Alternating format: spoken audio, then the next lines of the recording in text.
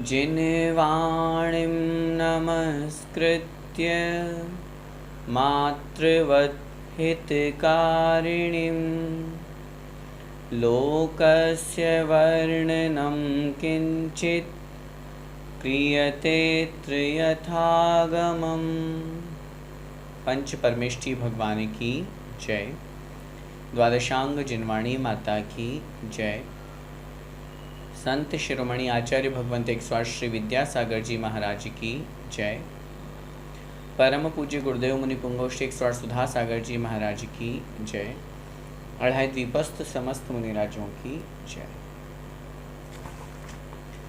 कर्णानुग दीपक भाग 3 हम पढ़ रहे हैं और इसमें चतुर्थ अधिकार हमारा चल रहा है, जिसमें तिर्यक लोक का वर्णन हो रहा है। इस तिर्यक लोक के वर्णन में विगत 2-3 दिनों से हम मुख्य रूप से जो असंख्यात द्वीप समुद्रों के मध्य में जो मध्य लोक के 458 अकृत्रिम जिनालय गिने जाते हैं, उनको हमने बहुत अच्छी तरह से चित्र के माध्यम से समझा। उन 458 अकृत्रिम चैत्यालों के आगे फिर जम्बूद्वीप का वर्णन कल हमने संक्षेप में समझा था, जिसमें 6 पर्वतों के होने से 7 क्षेत्रों का विभाजन हो जाता है। जम्बूद्वीप में भरत, हेमवत, हरि, विदेह, रम्यक, हिरण्यवत और ऐरावत, ये 7 क्षेत्र हैं। इन्हीं 7 क्षेत्रों के मध्य से जो नदियाँ निकलती हैं, उन सब का वर्णन वो 7 क्षेत्र हैं 6 पर्वतों के होने से। वे 6 पर्वत कैसे होते हैं, तो ये सब वर्णन हमने कल की कक्षा में पढ़ा था। आइए एक बार हम कल की क्लास का रिवीजन कर लेते हैं, फिर उसके बाद में हम आगे बढ़ेंगे। ये देखिए आप लोगों के समक्ष जो चित्र दिखाया जा रहा है, इसको हम देखेंगे।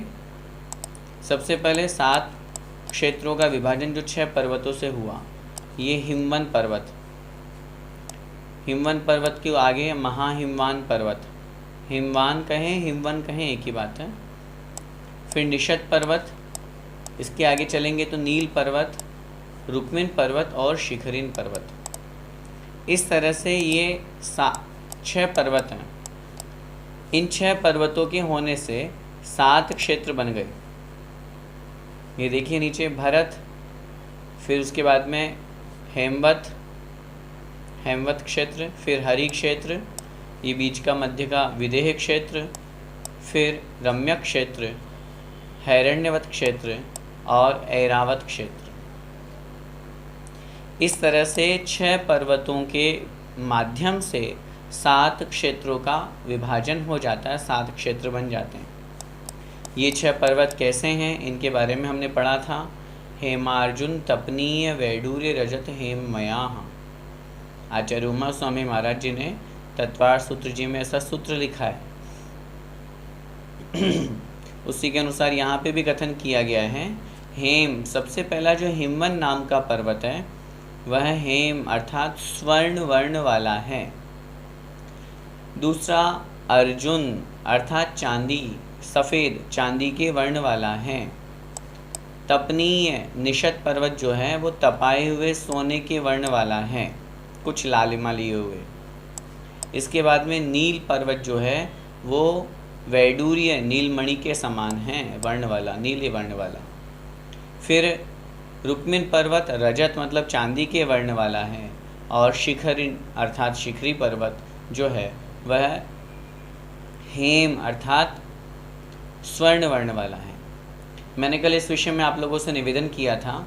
वैसे तो शास्त्रों में इस संबंध में ये कथन प्राप्त होता है कि ये पर्वत इस वर्ण वाले हैं, लेकिन चूंकि आगे जब हम इनका वर्णन पढ़ते हैं और सुनते हैं तो वहाँ लिखा हुआ है कि इसमें भी आया था, इसके दोनों तरफ पार्श्व भाग मतलब आजू बाजू में दोनों तरफ, जैसे ये पुस्तक है तो इस तरह से पर्वत बना हुआ, तो ये वाला भाग और ये वाला भाग इसका पार्श्व भाग कहलाएगा, आजू बाजू।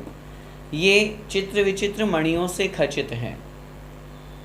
तो पूज्य आचार्य श्री जब इस सूत्र को पढ़ाते हैं या जब ये वर्णन पढ़ाते हैं तो उनका ऐसा मंतव्य, अपना ऐसा विचार वो प्रस्तुत करते हैं, प्रकट करते हैं कि जब दोनों तरफ मणियाँ लगी हुई हैं तो इसका मतलब है कि वो पर्वत जो हैं वो उसके बने होंगे, सोने के ही, चांदी के ही, तभी तो उन पे मणियाँ सुशोभित होती है।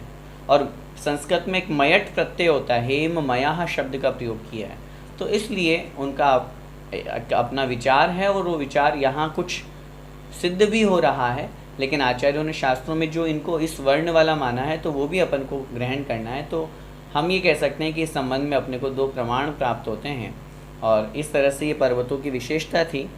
ये वर्णन इसमें नहीं आया, लेकिन हमें समझने की दृष्टि से याद रखना है। पहला जो हिमवन नाम का पर्वत है ये 100 योजन ऊंचाई वाला है, हिमवान। इस पर्वत की ऊंचाई 100 योजन की है, महाहिमवान की 200 योजन की है, निषद पर्वत की 400 योजन की है। फिर उसके बाद वापस नील पर्वत की 400 योजन, रुक्मिन की 200 योजन और शिखरिन की 100 योजन की ऊंचाई है। इन पर्वतों की इस तरह से ऊंचाई कही गई है। 7 क्षेत्रों का विभाजन हमने पढ़ लिया। इसके बाद में हमने ये पढ़ा था कि ये जो भरत क्षेत्र है ये जम्बू द्वीप का 190वां भाग है। ये भरत क्षेत्र पूरा जम्बूद्वीप कितना बड़ा लंबा चौड़ा है, उत्तर मिलेगा 1 लाख योजन विस्तार वाला पूरा जम्बूद्वीप है ये। इस पूरे जम्बूद्वीप में यहाँ पे ये पूरा उत्तर से दक्षिण तक लगाएं अथवा पूर्व से पश्चिम तक लगाएं, ये पूरा 1 लाख योजन है। अब ये इसके 190 भाग हो जाने से एक भाग अर्थात 190वां भाग भरत क्षेत्र का विस्तार बन जाता है।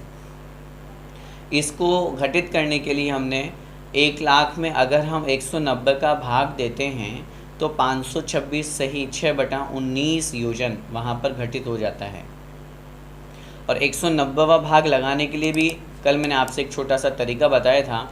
माना कि भरत क्षेत्र हुआ 1, तो जितना भरत क्षेत्र का विस्तार है उससे दुगना विस्तार पर्वत का है, तो उस दृष्टि से पर्वत हुआ 2। जितना पर्वत है उसके आगे का जो क्षेत्र है मतलब हेमवत क्षेत्र वो होगा 4, डबल हो जाएगा। फिर आगे का पर्वत महाहिमवान पर्वत हो जाएगा 8, फिर आगे का हरि क्षेत्र हो जाएगा 16, फिर निषद पर्वत हो जाएगा 32 और फिर विदेह क्षेत्र हो जाएगा हमारा 64।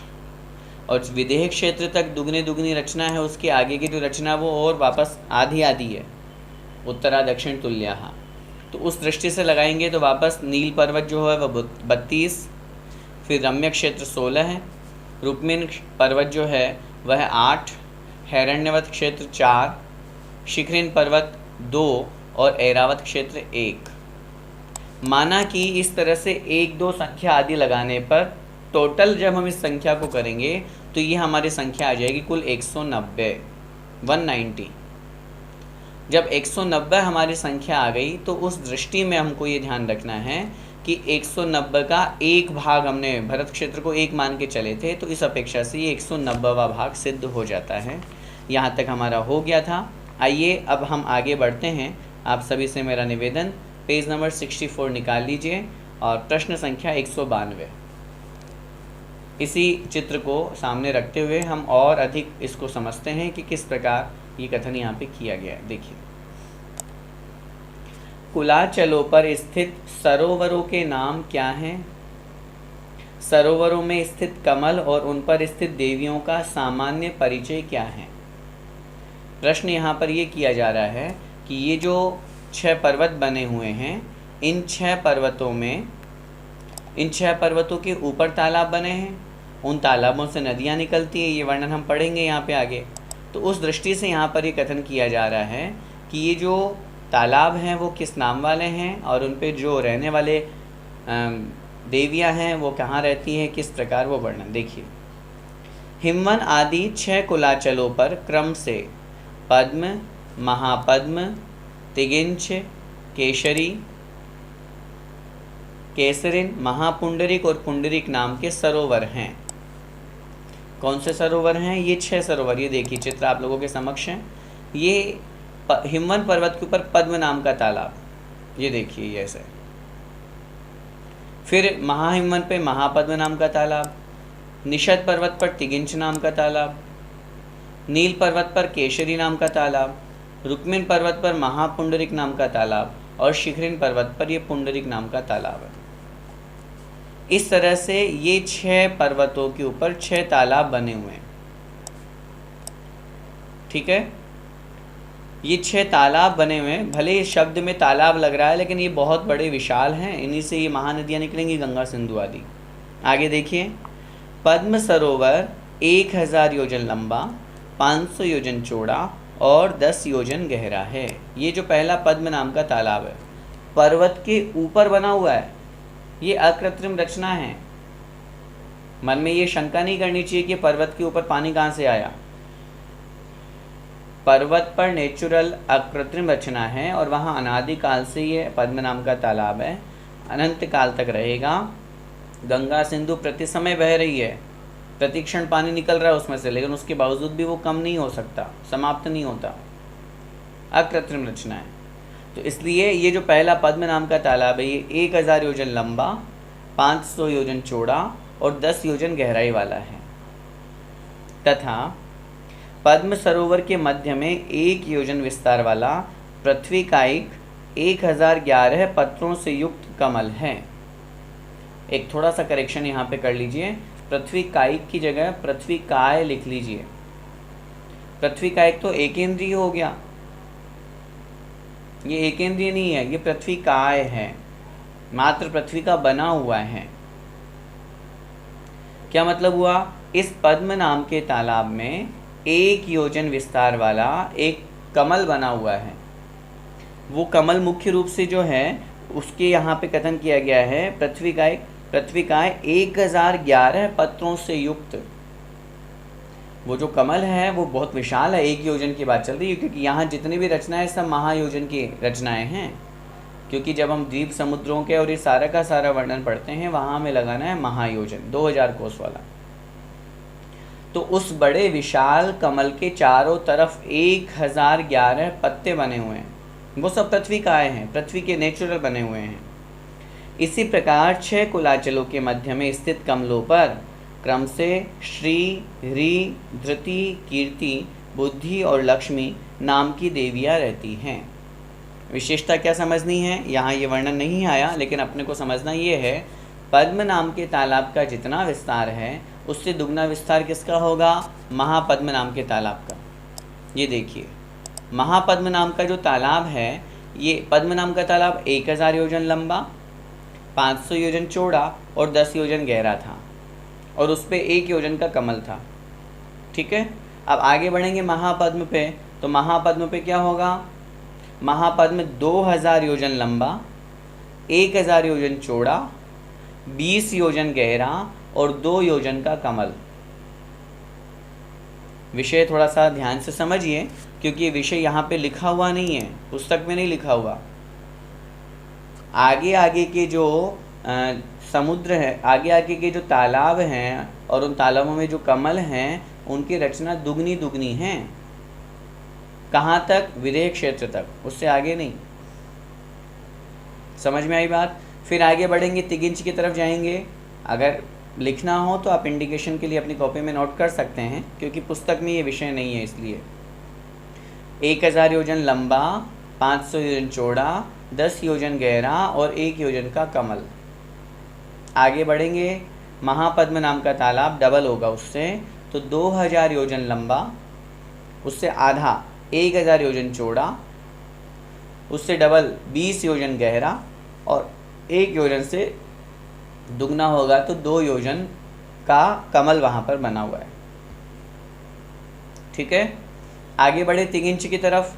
तो तिगिंच कितना लंबा चौड़ा है? 4000 योजन लंबा, 2000 योजन चौड़ा, 40 योजन गहरा और 4 योजन का कमल। जितनी रचना तिगिंच की है, सेम एज इट इज रचना हमारी बन जाएगी केसरी की। उत्तरा दक्षिण तुल्याः, उत्तर की जो रचना है वो दक्षिण के समान है। तो केसरी नाम का जो तालाब होगा वो भी 4000 योजन लंबा, 2000 योजन चौड़ा, 40 योजन गहरा और 4 योजन का कमल वहाँ पर। फिर वापस उल्टा आधा करेंगे, तो महापुंडरिक जो होगा वो 2000 योजन लंबा, 1000 योजन चौड़ा, 20 योजन गहरा और 2 योजन का कमल। जब हम बात करेंगे पुंडरिक की, तो पुंडरिक कितना है? जितना हिमवंत के ऊपर जो पद्म नाम का तालाब था। 1000 योजन लंबा, 500 योजन चौड़ा, 10 योजन गहरा और 1 योजन का तालाब, 1 योजन का कमल। इस तरह से ये इनकी रचना है।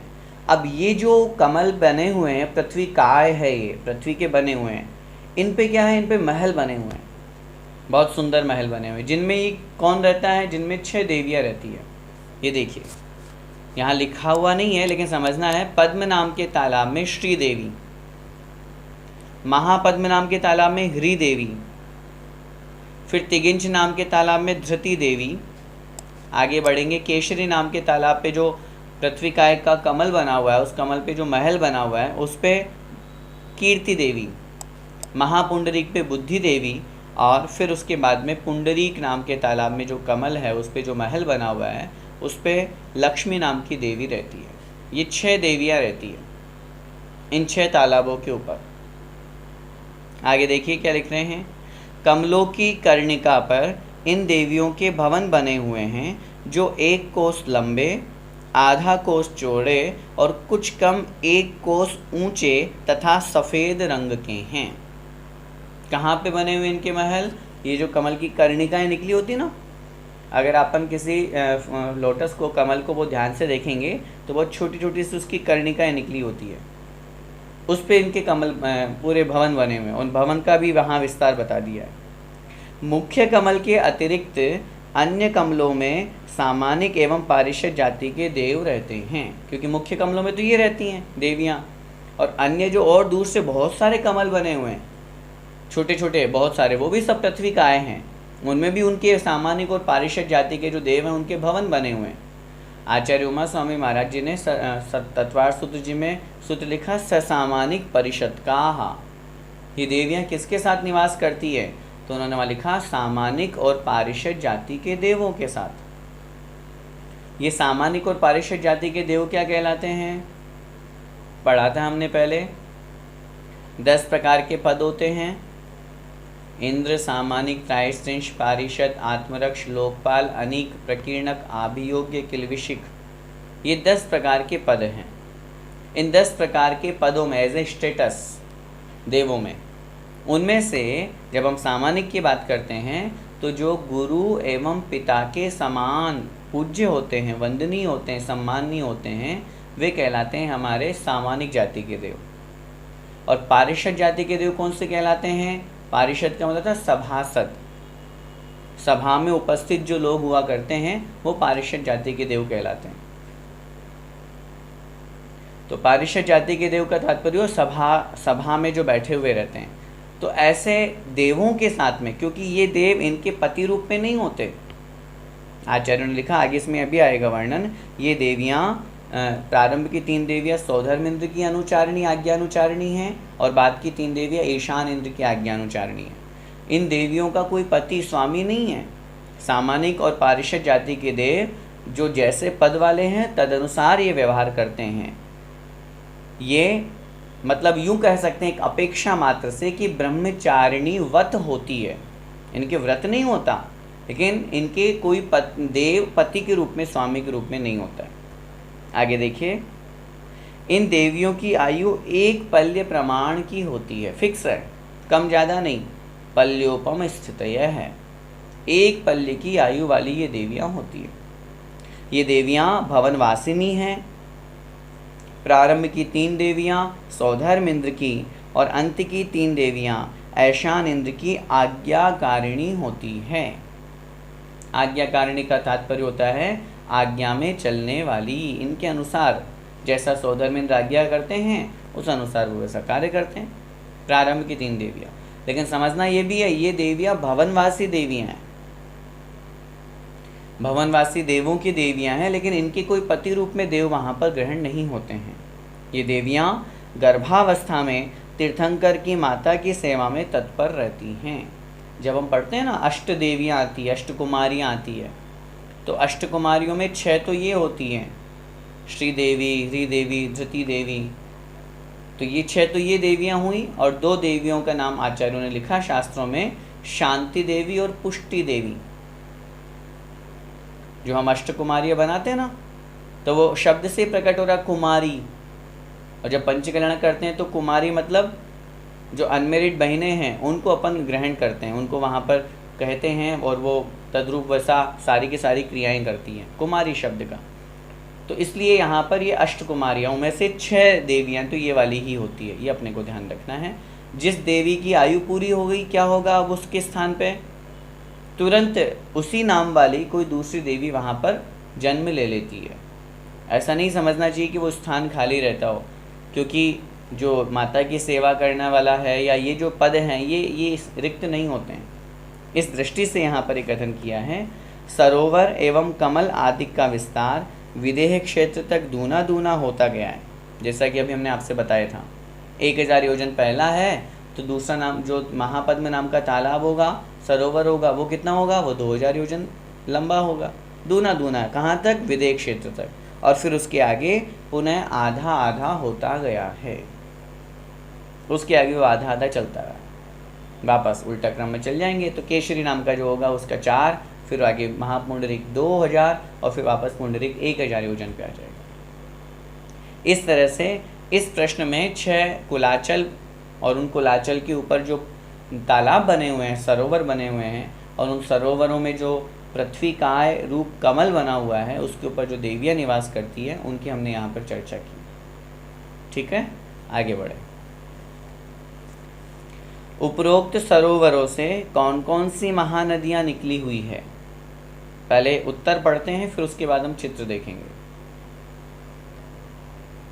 पद्म सरोवर के पूर्व तोरण द्वार से गंगा और पश्चिम तोरण द्वार से सिंधु एवं उत्तर तोरण द्वार से रोहितास्या।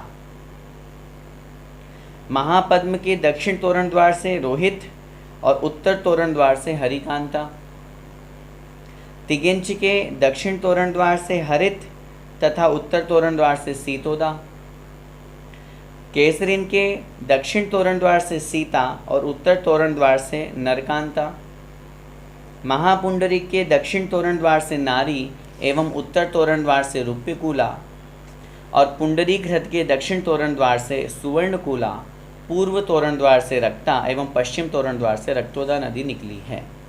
क्या मतलब हुआ, समझे थोड़ा सा विषय को।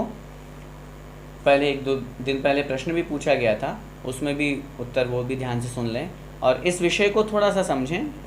अक्सर ये कन्फ्यूज़न हमारे अंदर आ जाता है, हो जाता है कि जब तालाब है 6, हमने जोड़े बनाए 2-2 के, और महानदियाँ हैं 14, तो फिर पहले और अंतिम तालाब से 3-3 नदियाँ क्यों निकाली गई है? यहाँ 3-3 नदियाँ, पहले तालाब से 3 नदी निकलेंगी, अंतिम तालाब से 3 नदी निकलेंगी, लेकिन शेष तालाबों से 2-2 नदियाँ निकलती हैं। क्षेत्र की अपेक्षा से बात करेंगे तो 7 क्षेत्र है और प्रत्येक क्षेत्र में 2-2 नदियाँ निकलती है, जो हमने 2-2 का जोड़ा बनाया। तो सबसे पहले तो इन 14 महानदियों में 2-2 का जोड़ा बना, गंगा, सिंधु, रोहित, रोहितास्या। मैं निवेदन करूं, इस बात को, चित्र को समझने से पहले हम अगला प्रश्न और पढ़ लेते हैं, उससे हमें ये क्लियर हो जाएगा कि पहले वाली नदी पूर्व दिशा में बह रही है और बाद वाली नदी पश्चिम दिशा में बह रही है, ताकि हमें ये चित्र अच्छी तरह से फिर समझ में आ जाएगा। देखिए अगला प्रश्न पढ़ते हैं हम। महानदियाँ किस किस क्षेत्र में और किस किस दिशा में बहती है? उत्तर, भरत क्षेत्र में गंगा सिंधु, हेमवत क्षेत्र में रोहित रोहितास्या, हरि क्षेत्र में हरित हरिकांता, विदेह क्षेत्र में सीता सीतोदा, रम्य क्षेत्र में नारी नरकांता, हैरण्यवत क्षेत्र में सुवर्णकूला रूप्यकूला एवं ऐरावत क्षेत्र में रक्ता रक्तोदा नदियाँ बहती हैं। क्षेत्र की अपेक्षा बात करेंगे तो प्रत्येक क्षेत्र से 2-2 नदियाँ निकलती हैं। ठीक है, अब आगे देखिए। इन नदियों के 7 युगलों में से प्रत्येक युगल की पहली नदी पूर्व दिशा में और दूसरी नदी पश्चिम दिशा की ओर बहती है। जैसे गंगा नदी पूर्व की ओर और सिंधु नदी पश्चिम की ओर बहती है, ऐसे ही अन्य को भी लगा लेना चाहिए। आइए अब हम इस विषय में थोड़ा सा चित्र देखते हैं। आप लोगों के समक्ष ये जम्बूद्वीप है, ये देखिए। इसमें सबसे पहला ये हिमवंत पर्वत जो जा रहा है, इसमें ये पद्म नाम का तालाब हमारा हुआ। इसको थोड़ा सा और अगर हम जूम करेंगे, ये देखिए ये पद्म नाम का तालाब है। हमने अभी पढ़ा, एक बात हमेशा ध्यान रखें, जब भी हम कभी कोई भी चित्र पढ़ते हैं या देखते हैं, राइट हैंड की तरफ हमेशा पूर्व दिशा होगी। हम कोई भी मैप बनाएं, कोई भी चित्र देखें तो राइट हैंड की तरफ पूर्व दिशा है और लेफ्ट हैंड की तरफ पश्चिम दिशा होगी। हमने अभी पढ़ा पद्म नाम के तालाब से जो दो नदियाँ क्षेत्र की अपेक्षा, भरत क्षेत्र की अपेक्षा गंगा और सिंधु निकलती है, उसमें ये पहले तो नियम बना ले, 14 नदियों में जो हमने दो दो के जोड़े बनाए हैं उनमें से पहले वाली नदी पूर्व दिशा की तरफ बहती है। पूर्वा पूर्वगा, द्वयोर द्वयोः पूर्वाः पूर्वगा, दो में से पहले वाली नदी पूर्व दिशा की तरफ बहती है और शेषास्त्वपरगः अर्थात बाद वाली नदी जो है वो अपरगः मतलब पश्चिम दिशा की ओर बहती है। अब गंगा नदी पूर्व दिशा की तरफ बहेगी, तो इसीलिए आप लोगों के समक्ष जो चित्र दिखाया जा रहा है इसमें देखिए गंगा नदी पूर्व दिशा से निकल रही है। अब चूंकि पूर्व में पूरा तो पर्वत गया हुआ है तो पर्वत के ऊपर से नहीं जा रही हो, पूर्व दिशा में उसका तोरण द्वार बना हुआ है, निकलने का जो स्थान है उसे तोरण द्वार कहते हैं। पद्म नाम का तालाब जो बना हुआ है ये पूरा आपके समक्ष जो है, इस पद्म नाम के तालाब में ये पूर्व दिशा के तोरण द्वार से गंगा नदी निकली और भरत क्षेत्र के अंदर माध्यम से होती जा करके और लवण समुद्र में मिल गई। ऐसे ही जब दूसरी दिशा या दूसरी नदी की बात करेंगे तो पश्चिम दिशा में सिंधु नदी, तो ये पश्चिम दिशा में इसका तोरण द्वार बना हुआ है, यहाँ से निकली पश्चिम दिशा से निकल करके और ये वापस पुनः दक्षिण की तरफ मुड़ करके भरत क्षेत्र के मध्य से होती और लवण समुद्र में जाकर के मिल जाती है। अब जो मेन बात है वो ये है कि अगली जो नदी जिसकी हम बात करते हैं गंगा सिंधु रोहित, तो वो जो रोहित नदी है वो पूर्व दिशा की तरफ बहनी है और वो निकलनी है अगले तालाब से। इसलिए पहले वाली नदी को हमने महापद्म नाम के तालाब से निकाल करके और इस तरह से दक्षिण दिशा की तरफ, क्योंकि उसका तोरण द्वार दक्षिण दिशा की तरफ होगा, उसका जो तोरण द्वार है वह दक्षिण दिशा की तरफ होगा, तो उस दृष्टि से अपने को यहाँ पर समझना है दक्षिण दिशा से निकल करके मुख्य रूप से हाँ, इस प्रकार ये जो कथन यहाँ पे किया गया है,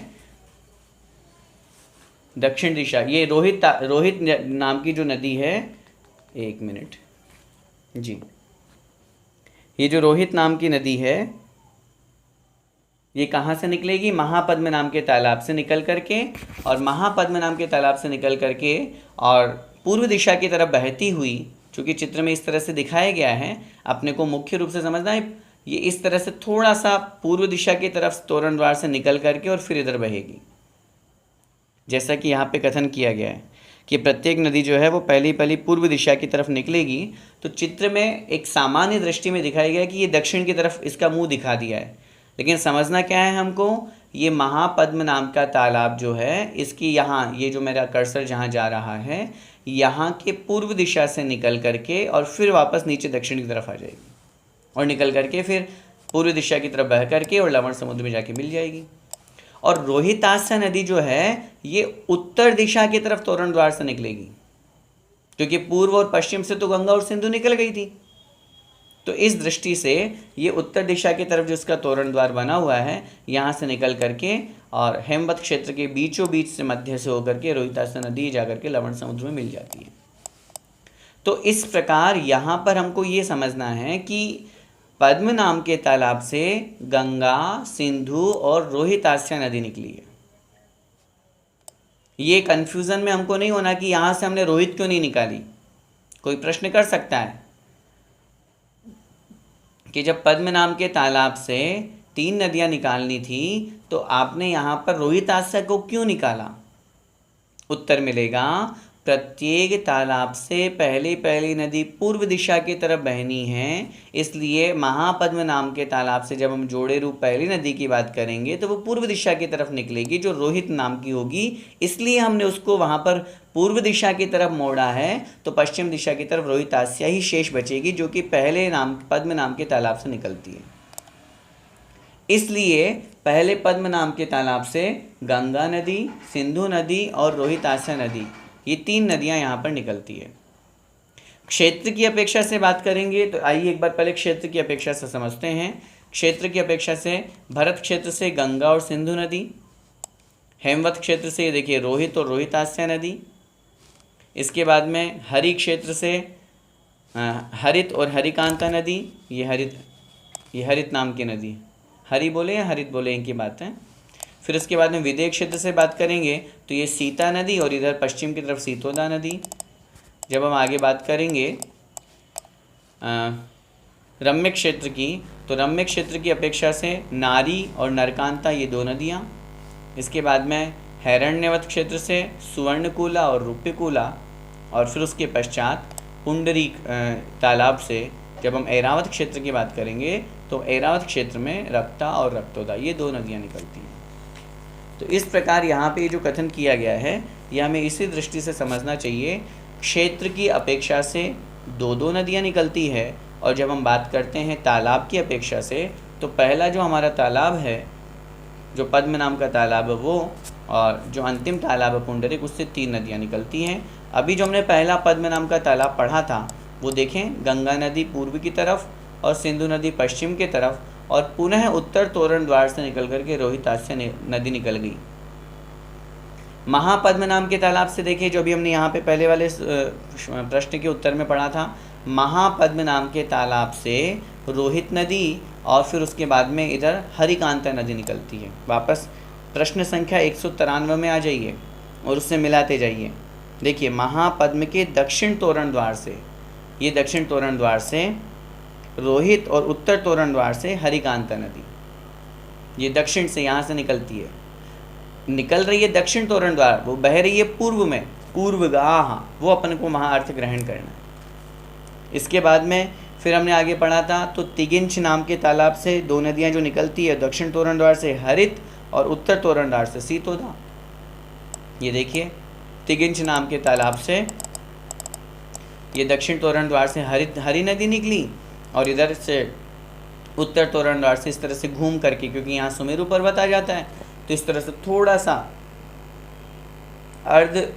अर्ध गोलाकार चंद्राकार घूम करके और फिर वापस पश्चिम दिशा की तरफ ये सीतोदा नदी निकल रही है।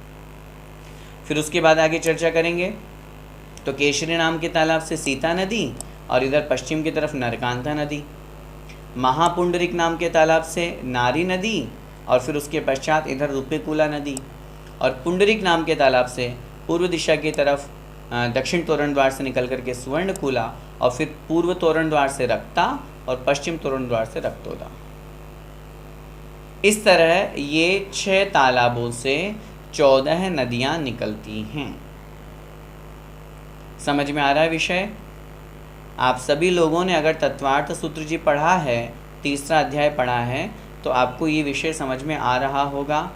हो सकता है कुछ महानुभाव नए हों, उनको अगर ये विषय समझ में नहीं आ रहा हो तो कोई बात नहीं, थोड़ा सा पहले तत्वार्थ सूत्र जी का अभ्यास कर लें, उसके बाद में इसे आप पढ़ेंगे तो आपको जल्दी समझ में आ जाएगा। तो इस तरह ये 14 नदियाँ हैं, जो 14 नदियाँ इस प्रकार 6 तालाबों के मध्य से निकलती है, अकृत्रिम है।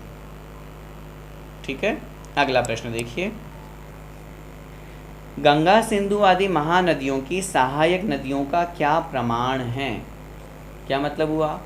मतलब ये हुआ, जो गंगा सिंधु आदि नदियाँ आपने अभी बताई, इनकी क्या कोई सहायक नदियाँ भी हैं, या ये मुख्य नदियाँ हैं? ये कहे तो दिया आपने, तो उत्तर दे रहे हैं, चतुर्दश नदी सहस्र परिवृत्ता गंगा सिंधुआदेव नद्य है। तत्वार्थ सूत्र जी में सूत्र लिखा। उत्तर, गंगा सिंधु की सहायक नदियाँ 14,000 हैं, रोहितास्य की 28,000 हैं, हरिकांता की 56,000 हैं, सीतोदा की 1,12,000 है, नारी नरकांता की 56,000 है, सुवर्ण रूप्यकूला की 28,000 है, और रक्तोदा की पुनः 14,000 सहायक नदियां हैं। ये देखिए, जरा चित्र के माध्यम से हम देखते हैं। ये जो सबसे पहले हमारे समक्ष ये जो गंगा सिंधु नदी दिखाई गई है, ये गंगा नदी की 14,000 गंगा की और 14,000 सिंधु की सहायक नदियाँ हैं।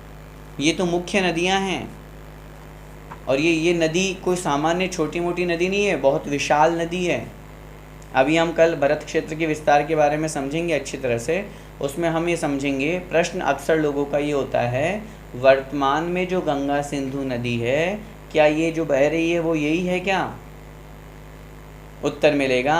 अगर हम इनको गंगा सिंधु मान लेंगे जो भी वर्तमान में बह रही है, तो फिर इनकी सहायक नदियाँ किन को मानेंगे, क्योंकि एक गंगा की 14,000 सहायक नदियाँ हैं और ये अकृत्रिम रचना है। ऐसा नहीं समझना कि काल परिवर्तन से 14,000 घट करके 10,000 रह जाएंगी या सूख जाएंगी, वो नहीं हो सकता। गंगा की 14,000 सहायक नदियां हैं तो वो पूरी 14,000 ही रहेंगी, कम ज़्यादा नहीं हो सकती। तो इस दृष्टि से ये कहा जाता है वर्तमान का पूरा जो विश्व है ये इस भरत क्षेत्र के आर्यखंड का एक टुकड़ा है मात्र। इस विषय पे और अपन कल डिस्कस करेंगे अच्छी तरह से कि वर्तमान का पूरा विश्व कहाँ, अगर हम गंगा सिंधु माने, विजयाट पर्वत कहाँ मानेंगे। अगर इसको गंगा सिंधु मान लेंगे फिर विजयाट पर्वत किसको माने, फिर भारत को ही क्या भरत क्षेत्र मान लें, फिर सारे के सारे विदेश क्या म्लेच्छ खंड हो जाएंगे, उसमें बड़ी दिक्कत आएगी फिर, क्योंकि म्लेच्छ खंड में तो धर्म नहीं होता है। और जब अपन विदेशों के बारे में पढ़ते हैं तो विदेशों में बहुत जैन धर्म था, आज भले ही कम मात्रा में है, लेकिन पहले वहाँ बहुत प्राचीन जिन मंदिर हमें आज भी उपलब्ध होते हैं, आज भी प्राप्त होते हैं। खैर, तो वो चर्चा हम आगे फिर करेंगे, लेकिन अभी हमको ये समझना है गंगा नदी की 14,000 सहायक नदियाँ, सिंधु नदी की 14,000 सहायक नदियाँ। आगे आगे इससे डबल क्रम होता जाता है। रोहित नदी की 28,000, रोहित आस्या की 28,000, हरित नदी की 56,000 और हरिकांता नदी की 56,000 सहायक नदियाँ। इसके बाद हम आएंगे तो ये जो विदेह क्षेत्र के मध्य में जो सीता नदी इसकी 1,12,000 डबल हो जाएंगी। तो सीता नदी की 1,12,000 सहायक नदियाँ हैं और इधर सीतोदा नदी की 1,12,000। वापस उल्टे क्रम से चलेंगे तो इधर नारी नदी जो है उसकी 56,000, नरकांता की 56,000, सुवर्णकुला की 28,000 और इधर वापस रूप्यकुला की 28,000 और पुनः रक्ता और रक्तोदा की 14,000 सहायक नदियां हैं। इस प्रकार ये यहाँ पर सहायक नदियों का कथन किया गया है। अब भरत क्षेत्र का और उसके बारे में जो विशेष रचना है ये हम कल के एपिसोड में, कल की क्लास में देखेंगे। आज के लिए बस इतना ही। आप में से अगर किन्हीं को कोई प्रश्न रखना हो तो अपना प्रश्न यहाँ पर रख सकते हैं।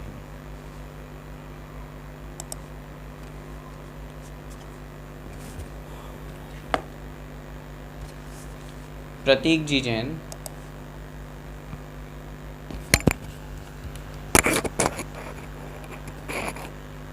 जी बोलिए।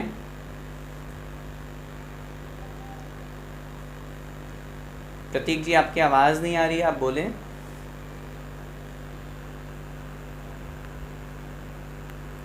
आप अनम्यूट हो चुके हैं, अगर आप बोलना चाहें तो बोलिए। चलिए कोई बात नहीं। निधि जी जैन, कोटा।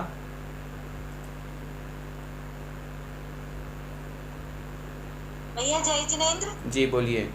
भैया जय जिनेंद्र, अकृत्रिम चैत्यालय की जो रचना बताई है अपन ने, इतने सारे चैत्यालय हैं जो, वो क्या सभी जगह एक जैसी उनकी रचना होती है? और उनमें क्या 108 प्रतिमाएं जैसे नंदीश्वर द्वीप में होती है 500 धनुष वाली, वैसी ही होती है क्या सारी जगह जितने भी हैं जो? बहुत अच्छा आपने प्रश्न किया। अकृत्रिम चैत्यालयों में जो रचना है जिनालयों की और जिनालयों के साथ साथ जो जिन बिंबों की, वो अलग अलग है। आचार्यों ने कथन किया है कि उत्कृष्ट, मध्यम और जघन्य के भेद से अकृत्रिम जिनालयों के 3 प्रकार के भेद कहे गए हैं। उत्कृष्ट जिनालय या उत्कृष्ट अकृत्रिम चैत्यालय जो होते हैं वे 100 योजन लंबे, 50 योजन चौड़े और 75 योजन ऊंचे होते हैं।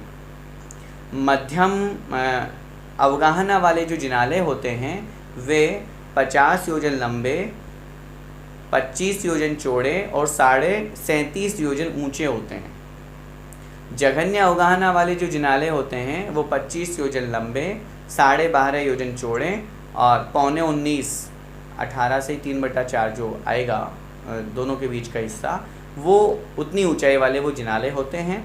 इसलिए इस संबंध में अलग अलग अकृत्रिम चैत्यालयों की रचना, जैसे मोटे रूप में अगर हम समझें तो जो सुमेरु पर्वत के 4 वन हैं उनमें से प्रथम भद्रशाल वन और फिर उसके बाद में जो नंदन वन आता है, सोमनस वन और पांडुक वन, इनमें जो भद्रशाल वन है उसमें उत्कृष्ट अवगाहना वाले जिनालय हैं। जो नंदन वन है उसमें मध्यम अवगाहना वाले जिनालय हैं और सोमनस और पांडुपुर में जघन्य अवगाहना वाले जिनालय हैं। तो इस अपेक्षा से वहाँ भेद किया गया है। अब 458 में किसके कितने हैं ये हमें अन्य शास्त्रों से देखने होंगे, लेकिन तीनों प्रकार की अवगाहना वाले जिनालय हमको मिलते हैं। लेकिन उसमें जो जब ये प्रश्न की बात आती है कि जो प्रतिमा आज भगवान विराजमान होते हैं सब में 108 होते हैं, ये नियम है, ये नियम है, सब में 108 होते हैं और 500 धनुष की अवगाहना वाले वो भगवान विराजमान होते हैं। लेकिन जिनालय की जो अवगाहना है वो छोटी बड़ी 3 अपेक्षा से उत्तम, मध्यम और जघन्य रूप में होती है। ये जो ये वृक्ष में बताए जाते हैं शालमली और जम्बू वृक्ष में, क्या उसमें भी 108 प्रतिमाएं होंगी? जी बिल्कुल। अकृत्रिम चैत्यालयों की जितनी भी रचनाएं हैं उनमें 108 प्रतिमाएं कथन की गई है मुख्य रूप से। 458 तो उनमें है ही सही। बड़ी बड़ी प्रतिमाएं, हाँ तो वृक्ष भी तो बड़े विशाल होते हैं ना, ये इतनी बड़ी बड़ी। अच्छा, वृक्ष भी बड़े विशाल होते हैं। पृथ्वी वनस्पति काय है, पृथ्वी काय रूप में है, इसलिए वहाँ ऐसे कोई आपत्ति नहीं है। जब मैंने शायद इसी में वर्णन भी आया था, आप लोगों ने पढ़ा होगा, भवनवासी देवों से संबंधित जब अपन ने रचना पढ़ी थी तो वहाँ कितना विशाल उनका कूप था, कितना विशाल उनका भवन, इतने बड़े बड़े बने हुए थे। तो इस अपेक्षा से वहाँ वो कथन जानना चाहिए। थैंक यू भैया जी, थैंक यू। अंजना जी,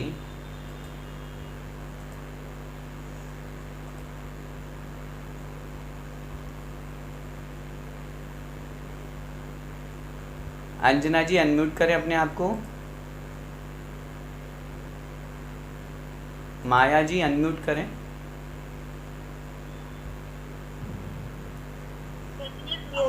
जी बोलिए। भैया जी जय जी। ये जो विजयाद पर्वत है वहाँ पर चतुर्थ काल रहता है जी, तो क्या निर्वाण का रास्ता खुला हुआ है वहाँ से? विजयाद पर्वत पर चतुर्थ काल रहता है, उस अपेक्षा से वहाँ से निर्वाण प्राप्ति हो सकती है, इसमें कोई आपत्ति नहीं है। क्योंकि वहाँ पर रिद्धियों का, विद्याओं का परित्याग करके अगर वो कठिन तपश्चर्या करके मोक्ष को प्राप्त करते हैं तो जा सकते हैं, कोई आपत्ति नहीं। और वहाँ रात दिन अलग अलग होते हैं या अलग अलग मतलब? रात दिन के टाइम नहीं, रात दिन अलग अलग का मतलब क्या पूछना चाह रहे हैं? मतलब 24 घंटे दिन जैसा ही रहता है या रात? नहीं, वो तो विभाजन तो होगा ही होगा, वो तो विदेह क्षेत्र में भी होता है। रात दिन तो पूरे 2.5 द्वीप में होते हैं। अच्छा। क्योंकि सूर्य चंद्रमा पूरे 2.5 द्वीप में चक्कर लगा रहे हैं ना, तो इस अपेक्षा से रात दिन का विभाजन तो वहाँ वहाँ भी रात दिन अलग अलग होंगे? नहीं, चूंकि भोग भूमि में रात दिन तो होते हैं, लेकिन वहाँ जो तेजांग जाति के कल्पवृक्ष होते हैं उन कल्पवृक्षों से इतना तेज, इतनी कांति निकलती है कि सूर्य का जो बिंब का प्रकाश है वो वहाँ तक उनको प्रभावित नहीं कर पाता।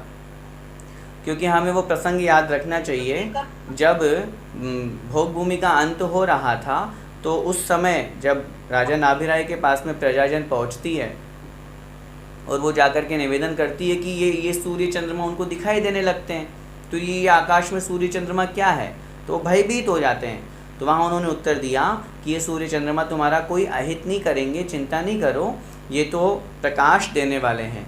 तो फिर वहाँ आगे वर्णन किया शास्त्रों में कि ये पहले क्यों नहीं दिखाई दे रहे थे उन लोगों को, वो तो पहले भी थे ना, कोई नए उत्पन्न तो हुए नहीं है। तो वहाँ उन्होंने कथन किया चूँकि वहाँ तेजांग, दीपांग जाति के कल्पवृक्ष जो होते हैं वो इतने प्रकाशमान, ज्योतिर्मान होते हैं कि उनके माध्यम से वहाँ पर उनका प्रकाश उनका ही ज़्यादा होता है, तो इस उनके समक्ष सूर्य चंद्रमा का प्रकाश फीका पड़ जाता है, इसलिए वो समक्ष नहीं आ पाता है।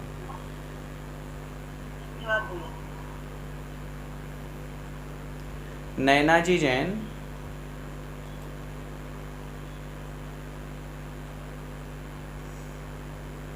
नैना जी बोलिए। जी बोलिए। ये जो विदेश की 32 नगरियां हैं उसमें 20 तीर्थंकरों को, विद्यमान 20 तीर्थंकरों का कैलकुलेशन कैसे करेंगे? इन 20 और जो पुष्करार्ध में है आधा तो मानसोत्तर के कारण 2.5 में आता है, तो आधा बचता वहाँ का मतलब कौन रहते हैं, वहाँ की रचना क्या होता है? ठीक, 2 प्रश्न आपने पूछे, उसमें से पहले प्रश्न का उत्तर हमें ऐसा समझना चाहिए, विदेह क्षेत्र की जो 32 नगरियाँ हैं, इन 32 नगरियों में जो 8 नगरियाँ एक तरफ बनी हुई है, उत्तर और पूर्व की 8 नगरियाँ, उन 8 नगरियों में से अंतिम पहली नगरी में इधर की तरफ जो पूर्व दिशा की तरफ है, उसमें सीमंदर नाम के भगवान हैं। जब हम मिनिमम की बात करेंगे, मिनिमम 20 तीर्थंकर कहाँ होते हैं, कैसे होते हैं, आइए इसको हम थोड़ा सा चित्र के माध्यम से आप लोगों को रखते हैं, ताकि चूँकि बहुत से सभी लोग अपन अक्सर विद्यमान 20 तीर्थंकर भगवान की पूजा भी करते हैं, तो इस अपेक्षा से अपन जब ये रखेंगे तो समझ में अपने को आएगा। ये देखिए, विदेश क्षेत्र में ये जो 8 विभाजन हुआ है अपना 8 नगरियों का, इन 8 नगरियों के विभाजन में, एक मिनट जूम कर लेते हैं जी, ये इन 8 नगरियों के विभाजन में अगर हम मिनिमम की बात करेंगे तो जो 20 तीर्थंकर होते हैं विदेश क्षेत्र के, वो जम्बूद्वीप में होंगे 4, धात के खंड में होंगे 8 और पुष्करार्क में होंगे 8। ये देखिए, तो ये जो 8 नगरियां हैं, इनमें से ये जो पहली नगरी है पूर्व दिशा की तरफ, इस पहली नगरी में सीमंदर नाम के भगवान हैं। नीचे की तरफ जाएंगे तो दूसरी नदी में युगमंदर नाम के भगवान हैं। फिर इधर की तरफ जाएंगे पश्चिम दिशा की तरफ, तो दक्षिण की तरफ जो पहली पश्चिम दिशा की तरफ है, इसमें बाहु नाम के भगवान हैं, तीर्थंकर हैं। और इधर सुबाहु नाम के ऊपर चौथी नगरी में, मतलब चौथे भगवान जो इधर पश्चिम दिशा की तरफ अंतिम नगरी में है। सामान्य रूप से ये कहा जाता है, जब कम से कम 1 तीर्थंकर होते हैं तो इन 8 नगरियों में से किसी एक नगरी में 1 तीर्थंकर होंगे। कम से कम 1 तीर्थंकर इन 8 नगरियों में तो होंगे ही होंगे, नियम है ये। ऐसा कभी नहीं हो सकता कि इन 8 नगरियों में एक भी तीर्थंकर ना हो, नियम होंगे। लेकिन मैक्सिमम की बात करेंगे तो इन 8 में 8 भी हो सकते हैं, लेकिन वो एक नगरी वाले तीर्थंकर दूसरी नगरी में नहीं जाते। एक तीर्थंकर का दूसरे तीर्थंकर के साथ में मेल मिलाप नहीं होता। तो इस अपेक्षा से जब अपन मिनिमम की बात करते हैं तो एक तीर्थंकर यहाँ, एक यहाँ, 2, 3 और 4, तो जम्बूद्वीप में हो गए 4 तीर्थंकर। धात के खंड की रचना डबल है, तो धात के खंड के पूर्व धात के खंड में 4 तीर्थंकर, और इधर पश्चिम धात के खंड में 4 तीर्थंकर। फिर उसके पश्चात आगे पुष्करार्क में 4 तीर्थंकर उधर पूर्व की तरफ, और 4 तीर्थंकर पश्चिम पुष्करार्क में। इस तरह से ये 20 तीर्थंकर विद्यमान, ये तो कम से कम 20 तीर्थंकर विदेश क्षेत्र में रहते ही रहते हैं। और मैक्सिमम की बात करेंगे तो 8, 8, 8 और 8, इस तरह से 32 तीर्थंकर जम्बूद्वीप संबंधी, 32 इधर पूर्व धात के खंड, 32 पश्चिम धात के खंड, तो बन जाएंगे हमारे 64 धात के खंड संबंधी मैक्सिमम। और ऐसे ही पुष्करार्क की बात करेंगे तो 32 पुष्करार्क पूर्व पुष्करार्क में और 32 पश्चिम पुष्करार्क में बन जाएंगे 64। तो 32 + 64 + 64 बराबर 160, 160। तो 160 मैक्सिमम तीर्थंकर यहाँ पर हो सकते हैं विदेश क्षेत्र में। और जब अपन भरत और ऐरावत को भी मिला देंगे तो जम्बूद्वीप में 1 भरत और 1 ऐरावत, धात के खंड द्वीप में 2 भरत और 2 ऐरावत, और पुष्करार्क में 2 भरत और 2 ऐरावत, तो 5 भरत और 5 ऐरावत। और जिस समय यहाँ चतुर्थ काल है उस समय ऐरावत में भी चतुर्थ काल है। तो यहाँ जो तीर्थंकर, 1 तीर्थंकर, पाँचों भरत में 1-1 तीर्थंकर है, 5 ऐरावत में 1-1 तीर्थंकर है। उस दृष्टि से 5 और 5 10 को भी मिला देते हैं तो 170 तीर्थंकर पूरे ढाई द्वीप में एक साथ एट ए टाइम प्रेजेंट में हो सकते हैं एक समय में।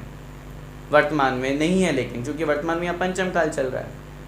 कहते हैं, पूज्य आचार्य श्री भी इस शब्द का प्रयोग करते हैं, सुनते हैं कि अजितनाथ भगवान के टाइम पे पूरे ढाई द्वीप में सभी सीट्स फुल थी, 170 तीर्थंकर थे। लेकिन उन्होंने ये भी कहा, सुनते हैं ऐसा क्यों कह रहे हो आप आचार्य श्री? तो वो बोले इसका कोई प्रमाण शास्त्रों में पढ़ने को नहीं मिला, लेकिन गुरु परंपरा से, गुरु मुख से ये सुनते आ रहे हैं। कुछ बातें ऐसी होती है जो शास्त्रों में नहीं लिखी होती है, लेकिन गुरुओं के मुख से चलते आती जाती है, तो वो भी प्रमाण एक गुरु रूप में मानी जाती है। तो इस अपेक्षा से मैक्सिमम 170 तीर्थंकर और मिनिमम 20 तीर्थंकर विदेश क्षेत्र में होते हैं। हाँ जी, हाँ जी। दूसरा प्रश्न आपका जो था, पुष्करार्क के बाहर की जो रचना है वहाँ से जघन्य भोग भूमि प्रारंभ हो जाती है। वहाँ पर कौन रहते हैं? वहाँ मात्र तिर्यंच रहते हैं। क्योंकि जो मानुषोत्तर पर्वत है उसके आगे से लेकर के और जो स्वयंभू रमण द्वीप है, उस द्वीप में जो स्वयंप्रभ नाम का पर्वत है वहाँ तक जगन्य भोगभूमि की रचना है, और वहाँ तिर्यंचों का निवास है। वहाँ मात्र पंचेंद्रिय पाए जाते हैं, और एक इंद्रिय तो सर्वत्र है ही, 2 इंद्रिय 3 इंद्रिय 4 इंद्रिय वहाँ नहीं पाए जाते। यही जैसे 32 नगरियों में सबका अपना अपना है, हर एक जगह एक शंकर का होना। तो जैसे अभी भरत क्षेत्र वाले अरावत क्षेत्र में नहीं जा सकते नॉर्मली, मतलब मृत्यु के बाद ही जा सकते हैं, वैसे विवेक क्षेत्र में भी है, एक नगरी से दूसरी नगरी में आया जाए नहीं, सामान्य रूप से सामान्य जीव नहीं जा सकते, लेकिन रिद्धिधारी मुनि महाराज तो जा सकते हैं। जब रिद्धिधारी मुनि महाराज तो सुमेरु पर्वत पर भगवान का अभिषेक हो रहा है उसको देखने जाते हैं। तो इसलिए एक नगरी से सामान्य व्यक्ति की शक्ति नहीं है ना उतनी, सामान्य व्यक्ति के पास में विद्याएं नहीं है, सामान्य व्यक्ति के पास में रिद्धि नहीं है, शक्ति नहीं है, तो वो कितना गमन करेगा? गमन कर ही नहीं पाएगा। ये ऐसा एक नगरी से दूसरी नगरी में गमन करने के लिए या तो विद्या की आवश्यकता है या रिद्धि की आवश्यकता है। वहाँ भी विदेश के लोग ऐसे ही नॉर्मल रहते हैं, सब हमारे जैसे ही रहते हैं, बस थोड़ी सी अवगाहना वहाँ की बड़ी है, आयु ज़्यादा है, 500 धनुष की वहाँ की अवगाहना है और आयु वहाँ की ज़्यादा है, और वहाँ का रहन सहन खान पीन हमसे थोड़ा सा उत्कृष्ट होगा, विशेष होगा। अपन अभी पंचम काल में है, दुखी हैं, वहाँ चौथा काल रहता है तो दुखमा सुखमा काल है, तो वहाँ सुख भी है। तीर्थंकर भगवान के साक्षात दर्शन होते हैं, जिनवाणी साक्षात भगवान के मुख से सुनने को मिलती है, साक्षात समोषण लगता है, तो कुछ तो विशेष बातें हैं ही वहाँ। प्रीति जी बोहरा, प्रीति जी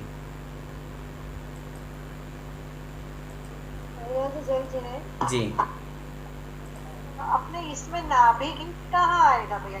क्या चीज? नाभिगिरी कहाँ पे आएगा? नहीं, नाभिगिरी का मतलब होता है जो सेंटर में पर्वत है। नाभिगिरी नाम का कोई पर्वत नहीं है। प्रत्येक नदी, प्रत्येक क्षेत्र के बीचों बीच में, सेंटर में, जो जहाँ से नदियाँ घूम करके निकलती है। देखिए एक चित्र में आपको बताऊँ, इसके माध्यम से अपने को जल्दी समझ में आएगा। ये देखिए, जैसे यूँ समझ लीजिए, ये सुमेरु पर्वत एक अपेक्षा से लगा रहे हैं, जैसे ये नदी घूम करके निकली ना, यहाँ पे दिख रहा है ना, तो जैसे ही घूम करके निकले तो ये नाभिगिरी है। ऐसे ही प्रत्येक नदी, जैसे ये जो हिरण्यवत क्षेत्र देखिए, भरत हेमवत क्षेत्र में देखिए, ये हेमवत क्षेत्र में ये जो यहाँ नदियाँ निकल रही है, ये जो दक्षिण से निकल करके ये जो रोहित नदी निकली है, वो सीधी नहीं निकलती, पहले यहाँ से सीधी निकली, फिर यहाँ बीचों बीच में सेंटर में एक पर्वत बना हुआ है जिसको नाभिगिरी कहते हैं। तो ये यहाँ से निकल करके फिर थोड़ा सा टेढ़ा घूम करके और फिर ऐसे निकलती है, ऐसे बहती है। ऐसे ही नीचे से जो नदी निकली वो पहले सीधी निकली, फिर थोड़ा सा घूम करके, ऐसा टेढ़ा घूम करके उस नाभिगिरी के जो है उसको थोड़ा सा चक्कर लगा करके ऐसे निकल करके फिर थोड़ा सा ऐसे, फिर ऐसे। जैसे मैंने अभी आपको उदाहरण दिया ना, ये सुमेरु पर्वत समझ लीजिए थोड़ी देर के लिए, तो जैसे ये घूम करके निकली है, ऐसे ही सभी क्षेत्रों के मध्य में एक एक नाभिगिरी होती है। जो नाभिगिरी का मतलब सेंटर में, नाभि का मतलब सेंटर और गिरी मतलब पर्वत, तो उससे वो फिर थोड़ा सा घूम करके वो नदियाँ निकलती है। अनीता जी, जी अनीता जी, सब जी बोलिए जी। कल से प्रश्न है मेरा, जैसे जम्बू इस पे नंदीश्वर में सौधर्मेंद्र जाकर सब भगवान पूजा करते हैं, वैसे रुचिकर और कुंडल में भी सब देव जाकर पूजा करते हैं क्या?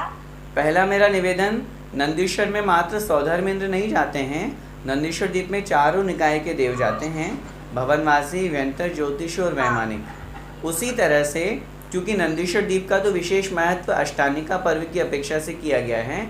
अष्टानिका पर्व शाश्वत पर्व है, तो शाश्वत पर्व होने के कारण से 8 दिनों में तो चारों निकाय के देव जाते ही जाते हैं।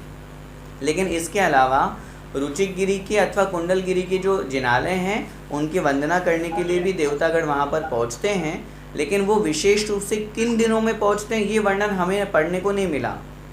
जैसे अष्टानिका में नंदीश्वर द्वीप में जाते ही जाते हैं, ये नियम है, तो ऐसे ही रुचिगिरी और कुंडलगिरी में भी जाकर के वंदना करते हैं, ये नियम है।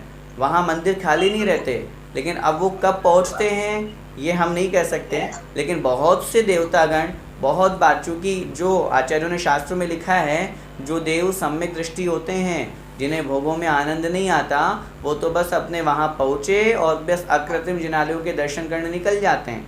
तो इस तरह मध्य लोक के और ऊर्ध्व लोक के और भी असंख्यात अकृत्रिम चैत्यालय हैं, जिनालय हैं, उनकी वो वंदना करते रहते हैं। तो इसलिए कुंडलगिरी और रुचिगिरी में भी पहुँच करके देवतागण पूजा अर्चना करते हैं। ठीक है, जय जिनेंद्र। विनीता जी। बहुत अच्छा। जय जिनेंद्र भैया जी। जी बोलिए। ये जो अभी आपने बताया कि 6 सरोवर से वो जो देवियों के निवास बने हुए सरोवर पर जी।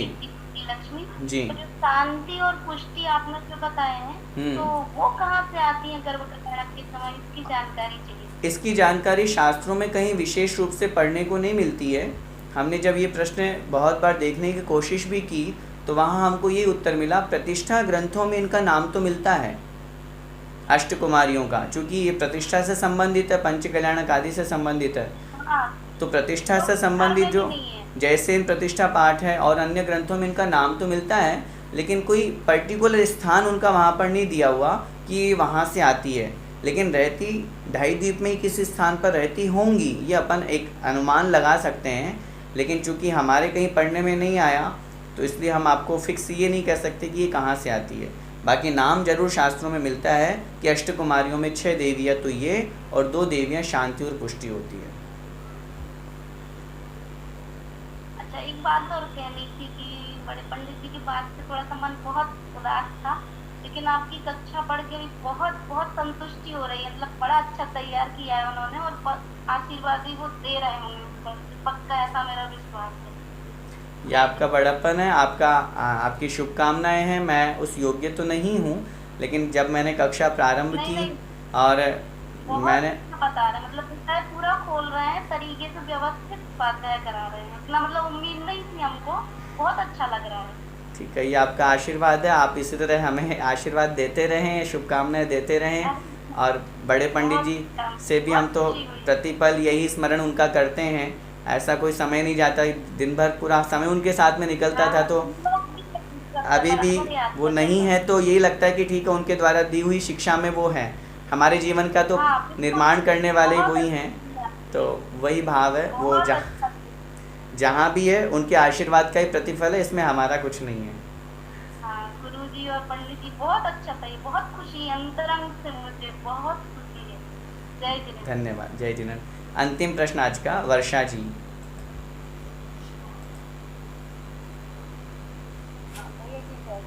थोड़ा सा लाउडली बोलिए।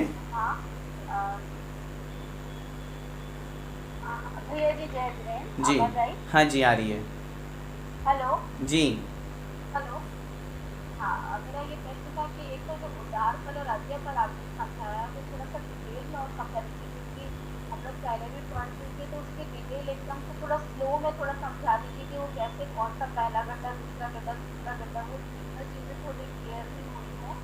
और आपने वो जगत, वो जो आपने जगत श्रेणी से लोक का प्रमाण अपन ने 343 घन राज्य पढ़ा था, और उसकी डेफिनेशन में जगत श्रेणी की परिभाषा है कि उसमें 1 प्रदेश चौड़े और 7 राज्य लंबे आकाश की प्रदेश की श्रेणी थी। तो उसको 3 बार गुना करके 343 कैसे आएगा, मुझे क्लियर नहीं हुआ। ठीक, पहले मैं आपके उद्धारपल्य अध्यापल्य उनकी मैं चर्चा कर लेता हूँ हल्की सी, क्योंकि ये विषय ऐसे ही स्मरण रखने योग्य हैं। आप समझने की कोशिश करेंगे। मैं हकीकत बोलूँ तो मैं भी सिर्फ इसको याद ही किए हूँ, ये समझने वाला विषय नहीं बन पाएगा, क्योंकि हमारे ज्ञान का विषय नहीं बन सकता, क्योंकि बहुत सूक्ष्म विषय है ना, इस वजह से।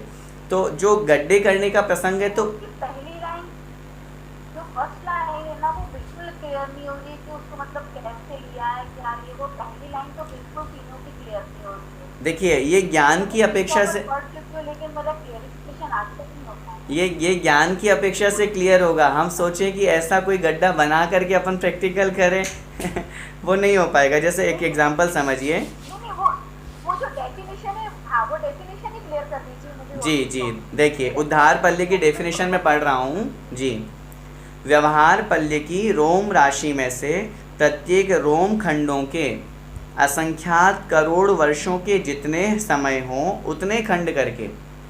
क्या मतलब हुआ, हमने जो व्यवहार पल्ले में जो गड्ढा बनाया था उसमें जो रोम भरे थे और ये था कि 100 वर्षों के बाद एक एक रोम निकालें, तो वो जो एक रोम आया उस रोम को हमने लेकर के और असंख्यात करोड़ वर्ष के जितने समय होंगे, मोटे रूप में समझ लीजिए असंख्यात समय, तो उस एक रोम के असंख्यात टुकड़े करके, असंख्यात भाग करके उनसे दूसरे गड्ढे को पुनः भरना है।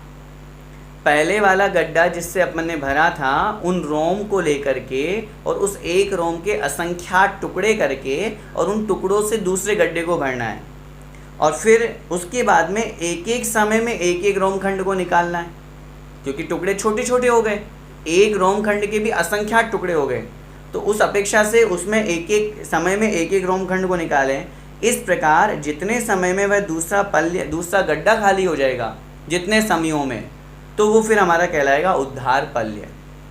पहले वाले में जो हमने रोम या बाल भरे, दूसरे वाले में उस एक टुकड़े के, एक रोम के असंख्यात टुकड़े अपन को करना है। असंख्यात करोड़ वर्ष में जितने समय, तो मोटे रूप में अपन ने समझा असंख्यात समय है, और उनसे फिर दूसरा गड्ढा भरना है और उनको फिर एक एक समय में अपन को निकालना है। तो ये कहलाया, वो जब तक पूरा खाली हो जाएगा तो उद्धार पल्य। इसी को अगर जब हम अद्धा पल्ले में लगाएंगे तो उस उद्धार पल्ले में जो अपन ने रोम राशि भरी थी, तो प्रत्येक रोम खंड के वापस असंख्यात वर्षों के समय प्रमाण खंड करना है। तो अब जितने टुकड़े हो जाएंगे उनमें से एक टुकड़ा लीजिए, किसका, उद्धार पल्ले का, जो हाँ वो जो अपन ने टुकड़े किए उनमें से अब एक टुकड़ा लेंगे और उस एक टुकड़े के वापस कितने टुकड़े करना है, असंख्यात टुकड़े करना है, और असंख्यात टुकड़े करके और फिर तीसरे गड्ढे में उसको भरो और भरने के बाद फिर एक एक समय वापस एक एक रोम खंड निकालिए। जितने समय में वो गड्ढा खाली हो जाएगा तो वो कहलाएगा अद्धा पल्य। तो व्यवहार पल्ले में तो हमने ऐसे उसके वो ऐसा रोम लिया था कि जिसके और दूसरे खंड नहीं हो सकते। हाँ, मतलब जिसका दूसरा खंड अपनी दृष्टि में अपन नहीं कर सकें, क्योंकि व्यवहार पल्ले में क्या कह रहे हैं, उत्तम भोग भूमि में जन्म लेने वाले भेड़ के जन्म से 7 दिन के भीतर तक के रोमों को ग्रहण करके उसके अग्रभाग के बराबर खंड करके। तो मैं ये सुनिए, मैं निवेदन, यहाँ कोई गड्ढा करने वाला नहीं है, न कोई यहाँ गड्ढे में से कोई निकालने वाला है। ये तो एक प्रमाण बताया गया है कि समझाने की दृष्टि से कि इस तरह से इतना समय होता है, इतना काल होता है। ये अपने को यहाँ पर समझना चाहिए। बाकी कोई जो अपन ने व्यवहार पल्ले में जो हमने बाल का एक छोटा सा खंड किया था जिसके और टुकड़े नहीं हो सकते थे, तो उद्धार पल्ले में उसके भी असंख्यात टुकड़े किए। हाँ जी, और उसके अगले वाले में उसके भी असंख्यात। जी बिल्कुल, ये समझना है अपन को। मतलब एक कल्पना हम समझ सकते, कल्पना से उसको हम एज्यूम कर सकते कि ऐसा है। कल्पना के साथ में अपन ये अब मोटे रूप में ये अर्थ लगा सकते हैं कि व्यवहार पल्य छोटा है, उससे असंख्यात गुना उद्धार पल्य है और उससे असंख्यात गुना अद्धा पल्य। इस तरह से अपन समझें। ठीक है, बस आज के लिए इतना ही। समय आप जगत श्रेणी, आपका एक प्रश्न रह गया था। जी जी, उसका प्रश्न संख्या याद है आपको? 161। ठीक है, हाँ ठीक है। जगत श्रेणी की घन प्रमाण अर्थात 343 घन राजू को लोग कहते हैं। 343 घन राजू लोग का घन फल है। और जो 162 नंबर में हमने पढ़ा था, जगत श्रेणी किसे कहती हैं, तो एक प्रदेश चौड़ी और 7 राजू लंबे आकाश प्रदेश की पंक्ति को जगत श्रेणी कहते हैं। आपका प्रश्न ये है कि जगत श्रेणी का घन प्रमाण 343 घन राजू कैसे निकला। वो ऐसे निकला, 7, एक प्रदेश को छोड़ दीजिए, एक प्रदेश इंटू 7 राजू करेंगे तो भी 7 राजू ही होगा। तो 7 गुणित 7 गुणित 7 जब हम करेंगे तो 343 आ जाएगा। कैसे आया, पहले हम अधोलोक का निकालें। अधोलोक का निकालने के लिए जब भी हम घनफल जब भी निकालेंगे तो क्यूब 3 से गुणा करते हैं, लंबाई गुणित चौड़ाई गुणित ऊंचाई।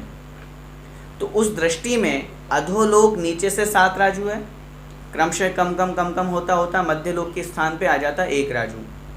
तो वहाँ उन्होंने किया 7 + 1 = 8/2, तो 4 हो गए थे वहाँ पे।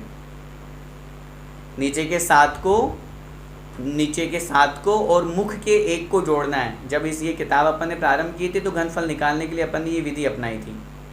तो 7 + 1 = 8 और उसमें 2 का भाग दे देंगे तो हो जाएगा 4। तो 4 तो ये हुआ, 7 राजू अंदर गहरा, तो 7 चौक 28 और 7 राजू ऊंचा है तो 28 को 7 से गुणा करेंगे तो वो हमारे आ जाएंगे 196। तो ये तो हुआ अधोलोक का। अब जब अपन पूरे की बात करते हैं, ऊर्ध्वलोक का भी ऐसे निकालेंगे अपन, अलग निकाल लेंगे।